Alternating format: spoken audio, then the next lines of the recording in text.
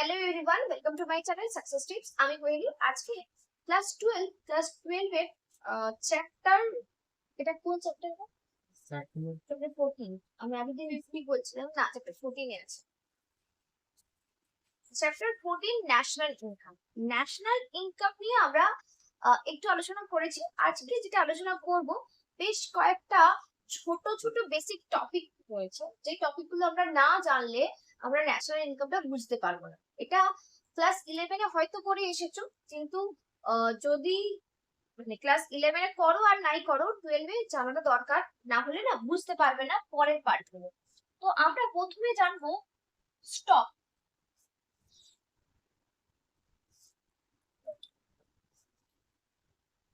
দেখ, এখানে আমরা যেটা প্রথমে আলোচনা করছি, স্টক। স্টক হচ্ছে, ধরো একটা জলের ট্যাঙ্ক রয়েছে, ঠিক আছে? এখন কটা বাজে? এখন বাজে 6:44 PM, ঠিক আছে?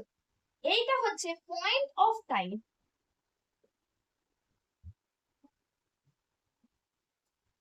পয়েন্ট অফ টাইম মানে একটা নির্দিষ্ট সময়, একটা পয়েন্ট। এই পয়েন্টে এখানে ধরো জল আছে 5 লিটার। এইটাকে আমরা বলবো স্টক।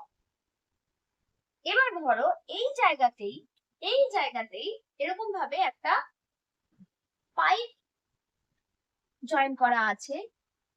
সেই পাইপ দিয়ে ধরো এখানে একটা কল লাগানো আছে, কল দিয়ে জল পড়ছে। আমি এখানে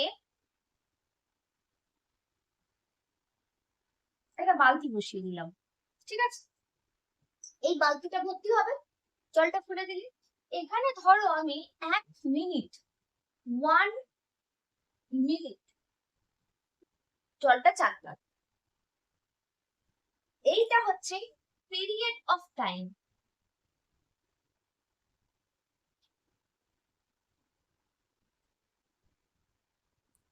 1 মিনিটে কতটা জল ভর্তি হলো বা বেরিয়ে গেল, সেটা হচ্ছে ফ্লো বা প্রবাহ।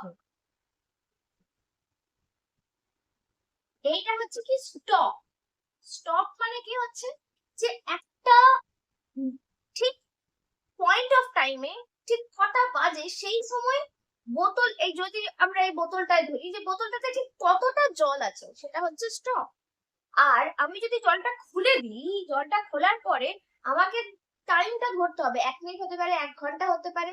একটা টাইম, 1 মিনিট মানে কি 60 সেকেন্ড ধরে 1 মিনিট, 60 সেকেন্ড ধরে তো 1 মিনিট, তাই না? এই এই টাইমের মধ্যে জলটা কতটা বেরিয়ে যাচ্ছে, এইটা হচ্ছে ফ্লো কনসেপ্ট। তেমনি আমরা ইকোনমিক্সে এটাকে কি বলবো, এই যে আমার ব্যাংকে কতটা টাকা আছে, এখন দাঁড়িয়ে আমার ব্যাংক ব্যালেন্স কত, সেইটা হচ্ছে আমার কি স্টক। এবার প্রতি মাসে কতটা টাকা আমার ভেতরে ঢোকে, মানে ব্যাংক ব্যালেন্স বাড়ে, আবার কতটা কমে। কিছু তো ঢোকে, তোমরা ধরো কেউ আমাকে ব্যাংক ব্যালেন্সে দাও, আবার কিছুটা আমি ব্যাংক থেকেই খরচা করি, কিছু কেনাকাটা করি, যেমন ধরো বইটা কিনলাম, খরচা হয়ে গেল।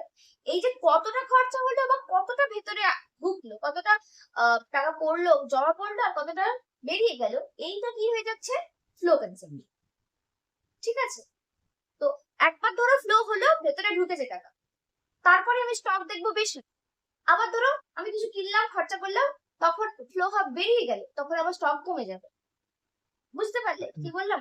এবার দেখো, এবার পড়ে দেখো কি বলতে চেয়েছে তোমাদের বইতে। তোমার বইতে নেই, তুমি এখান থেকে পড়ো। দেখো, আচ্ছা, যারা ভিডিও দেখে ক্লাস করবে তাদেরকে আমি একবার অনুরোধ করব, তোমরা ক্লাস 11 এর বইটা একটু দেখবে।